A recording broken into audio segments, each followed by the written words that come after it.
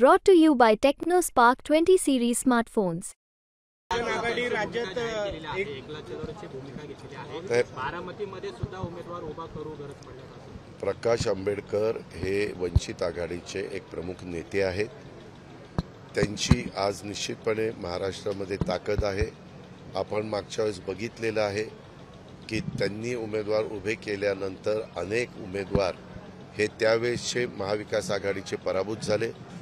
नाव उदाहरणच द्यायची म्हटलं तर सुशीलकुमार शिंदे असतील, अशोकराव चव्हाण असतील, त्याच्यामध्ये राजेश विटेकर असतील, अशी अनेकांची मी नावं तुम्हाला सांगू शकतो की त्याच्यामध्ये वंचितनं लाखाच्या पुढं मताधिक्य घेतलं आणि त्याच्यातनं ह्या उमेदवारांना फटका त्या बाबतीमध्ये बसला.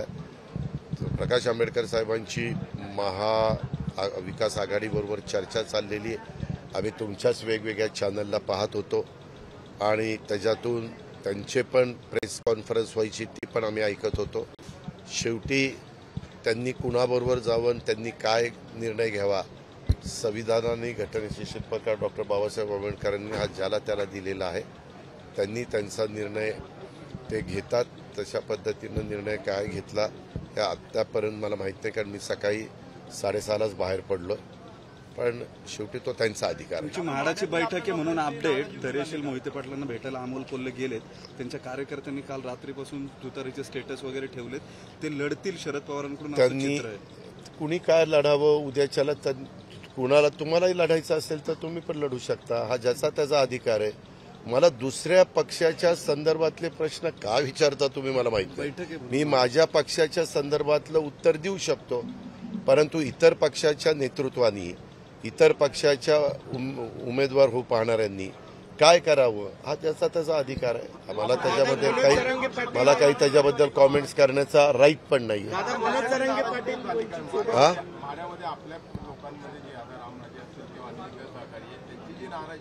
आमची चर्चा चाललेली आहे. चर्चा चालून सामोपचाराने मार्ग कसा काढता येईल याबद्दलचा प्रयत्न आम्ही आमच्या स्तरावर करतो.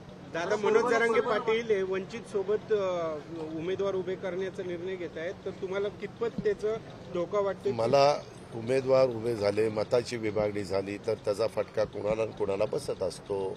हे साधं सरळ गणित आहे. मी त्याच्याकरता मागच्या वेळेसची काही उदाहरणं तुम्हाला दिलेली आहे. पण लोकशाहीमध्ये प्रत्येकाला आपली उमेदवार उभं करण्याचा अधिकार तो तितकाच महत्वाचा आहे. शिवतऱ्यांचं काही ठरलंय का? मी माझ्याबद्दल सांगू शकतो. मला माझी कुणाच्याही बद्दल चर्चा झालेली नाहीये. मी माझं काम करतो आणि आमच्या ज्यावेळेस महायुतीच्या बैठका असतात त्यावेळेस त्या बैठकीला मी हजर असतो.